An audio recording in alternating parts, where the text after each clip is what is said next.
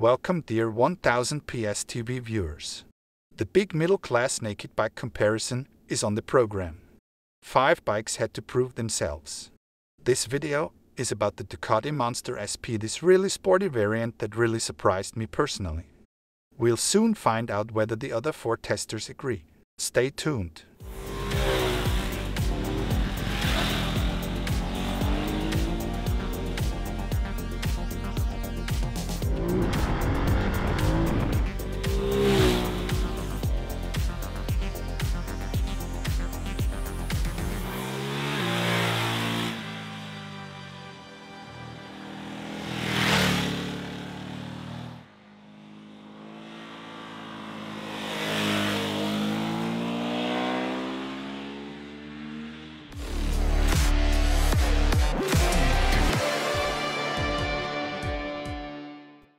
No other sport version in our 5-strong comparison is as far removed from the base as the Ducati Monster SP. More electronics, sharper geometry, and even an Öhlins fork at the front in addition to the Öhlins shock.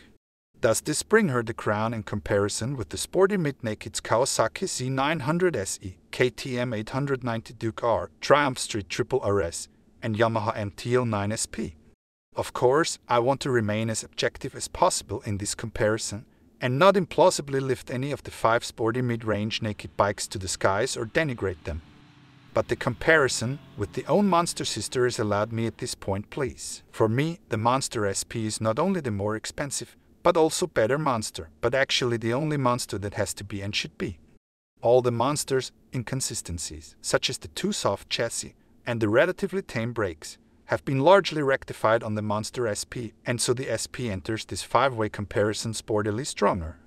The huge difference, not only to its own sister but also to the 4 competitors, is the suspension. Just because it says Öhlins on the front and rear doesn't necessarily mean it's better, but the fully adjustable components are really sensitive and well tuned. There is no trace of unnecessary harshness or even painful slamming. Instead, there is even enough comfort for a sporty naked bike that wants to attack not only on the race track, but also on the country road. Anyone who believes that a sporty chassis must necessarily be tuned as hard as a board should really only be on completely newly asphalted race tracks.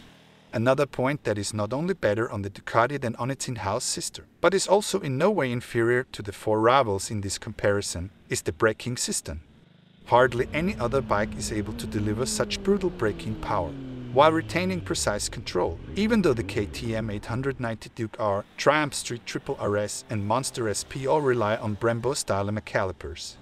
In any case, the Yamaha MT-09 SP's brakes don't quite live up to the sporty claim, and the Kawasaki Z900 SE, for all its sportiness, still has a somewhat tamer system in direct comparison. The Ducati Monster SP has the weakest engine in the quintet, but that doesn't matter. The fact that the Monster SP is the second lightest machine behind the KTM at under 190 kilos ready to ride obviously has a positive influence not only on the good braking performance, but also on the handling. It is simply fun to throw the Monster SP through the curves and rely on the precision of all other components such as the chassis, brakes and quickshifter.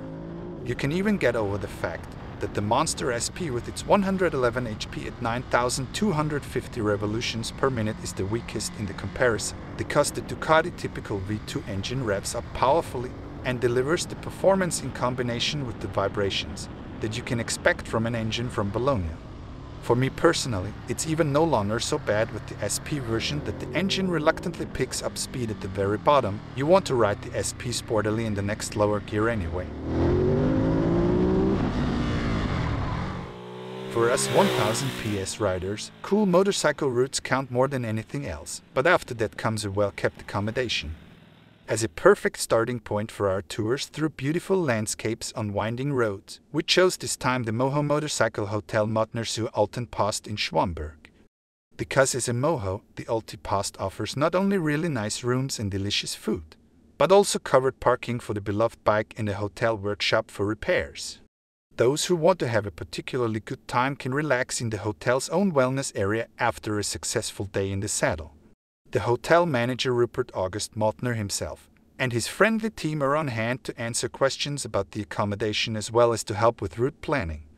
A real recommendation of the partly strongly spoiled 1000 PS crew. The Continental Conti Sport Attack 4 is a standard tire in the test. We had the Continental Conti Sport Attack 4 as a unit tire in the test. Continental itself says maximum grip, performance and accuracy about the Conti Sport Attack 4 and is not at all wrong. After all, during our ambitious test rides on the 5 Sporty Nakeds, the Conti Sport Attack 4 with its black chili rubber compound actually offered decent grip and traction, as well as enormous precision when turning in. Particularly fine was and is the short warm-up time. The Conti Sport Attack 4 needs surprisingly little break-in time for a tire that can also be used for track use at occasional track days. Also very important in our test was the wet performance, which is also beyond reproach, and we are not surprised that the Conti Sport Attack 4 with its rain grip technology performs so well in various tests. The HJCE RFA 71 is the perfect helmet when testing Sporty Nakeds. The HJC RFA 71 is a perfect helmet in the test of Sporty Nakeds. Those who know and appreciate HJC helmets already know it, everyone else knows it now. The Koreans build really comfortable helmets at reasonable prices and a huge selection of helmet shells, sizes and designs that really everyone finds the right headdress.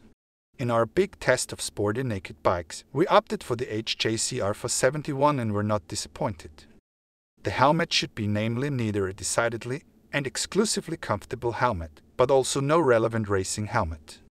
There ranks the RFA 71 perfectly in between and offers with integrated, triple adjustable sun visor and large ventilation inlets and outlets the comfort that you do not want to miss on a naked bike. As usual, a matching pinlock visor is already included in this price range at HJC, which we were also allowed to test immediately excellent during our rain rides in this comparison.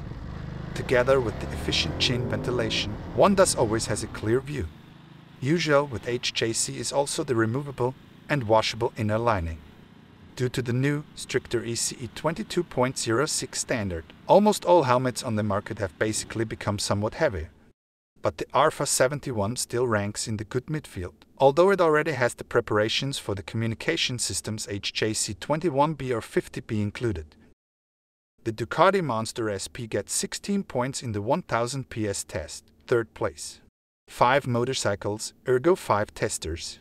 Each of the 5 editors was allowed to award 4 points for evaluation in the test. 20 points were thus possible. With 16 points, the Ducati Monster SP ranks 3rd x equal with the Yamaha MT-09 SP. Unlike its sister Ducati Monster, everything fits together much more coherently. The fully adjustable Öhlins suspension serves its purpose perfectly. The Brembo Stylema brake system packs a vehement punch, and the seating position, while sporty, is still comfortable. Even the engine fits very well into the concept. It wants to be revved and delivers the most power out of the top. If you're looking for a flaw, it's most likely the jerkiness of the V2 at low revs.